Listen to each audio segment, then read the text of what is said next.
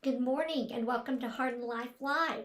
We are the Hardins, part of us anyway, and we're a family of counselors and coaches, and we try to take 10 minutes each week so that we can hopefully give you some tips to help you live your best life. This month we've been focusing on life skills. We've hit things like self-compassion, ownership, and consistency. And what's sort of cool is Abigail had a great topic that I bet you have not had on your list on life skills you need. And the cool thing is it's one simple word, noticing.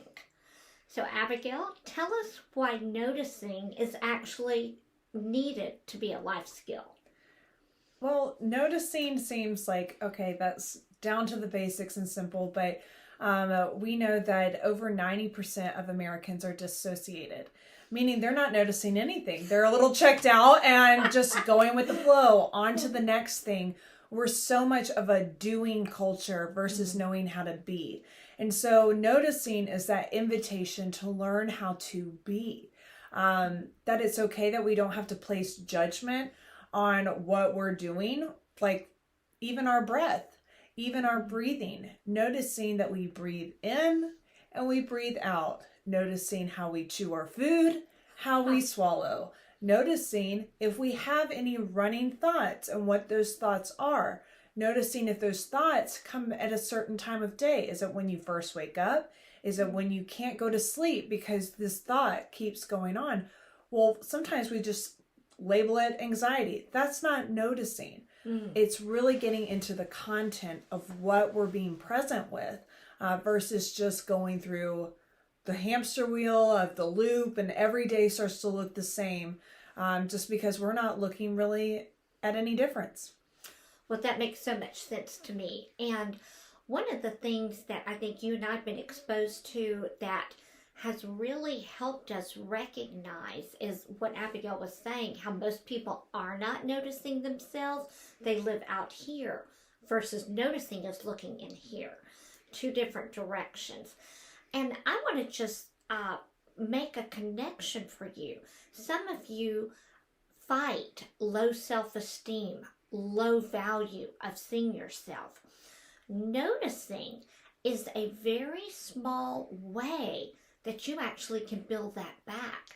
Because if I'm worth it to look back toward me and notice my thoughts, my feelings, how I breathe or whatever, I've unconsciously placed value on myself. So even that to me is foundational. I'm starting to see self-value. I completely agree with that because it is easy to not notice our value or even knowing how to give value to ourselves. We're just into the rat race of doing. That's what our world endorses. It's you get hired to do a job, not to just be who you are. And so sometimes we just let our jobs or our lifestyles dictate, or if you're in your family, like you have to be a parent, you have to just be a daughter or a son. And that there are certain roles and family codes that even those things we go unnoticed. And so when you start to actually realize, oh, this is what's expected of me, is that my best option? Is that what I really do? And then you start to get to the root, is that devaluing of myself? Does somebody else do that to me? Or did I just all of a sudden assume I'm of no value? I don't have to just play this role that I'm doing. And I know that's really general, but when you start to ask those questions and allow yourself the time and space to notice, you can even notice things of just patterns you're prone to, whether they're emotional or just in a family code or what you do at work, because our brain loves a habit and we don't even notice what it's doing. And that is so true. And again, what we're saying is noticing gets you back in your skin versus living out here. And we learned a cool thing in one of the trainings we did that, and this is on quantum physics for all of you who are like, oh, that's a big thing. It was big to us.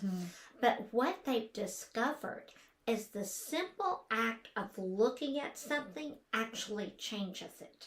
So even you pausing and noticing is actually changing your experience with that.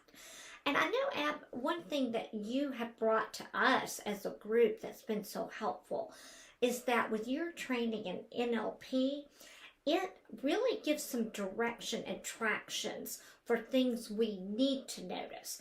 See if we can give them some places to start. Well, first of all, let me explain what NLP practitioner means. So that stands for neuro-linguistic programming.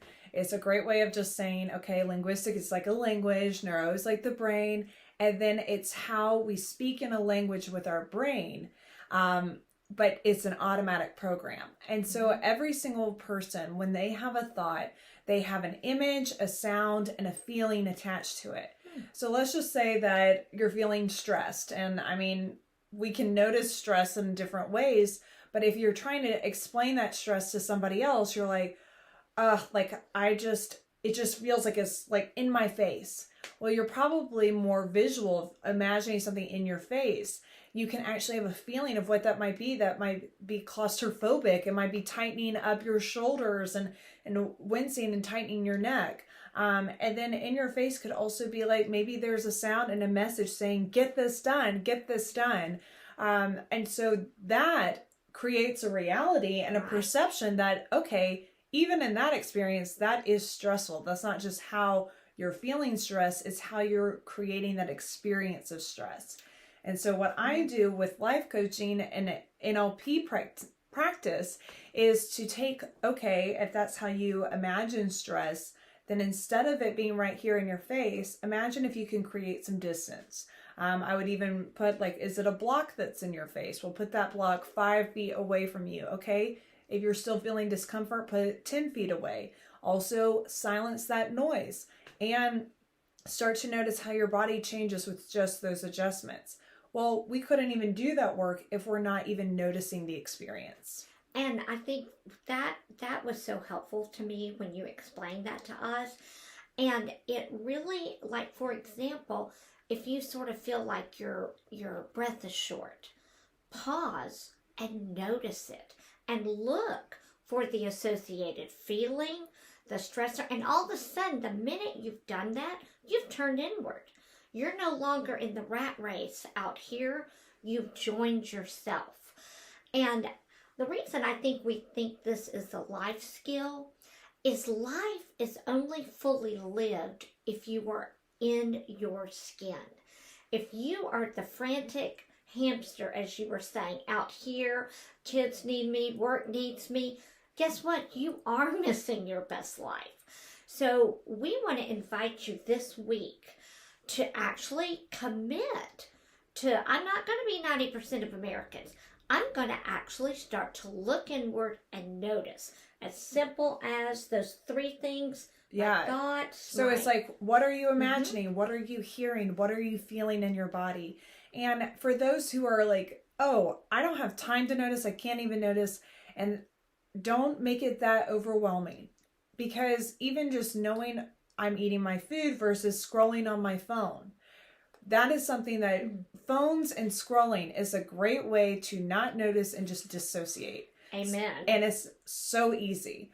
But why I'm inviting you to notice, I know I've said it so many times, but don't be worried that you're going to be overwhelmed by so many feelings or that you're not going to be able to do what you need to do. I think that's where I got overwhelmed, thinking, oh my goodness, when I'm coming back into my life and coming back into my skin, I can't do all of this. But remember, when you just acknowledge the state, it kind of like you're in that position to respond to it versus it controlling you. So the power of noticing, honestly, could change your life. It could change your view of you, your experience of living here, and we want that for you, to live your best life. So don't miss that Abigail's done a whole blog on this, hardinlife.com. You can access it.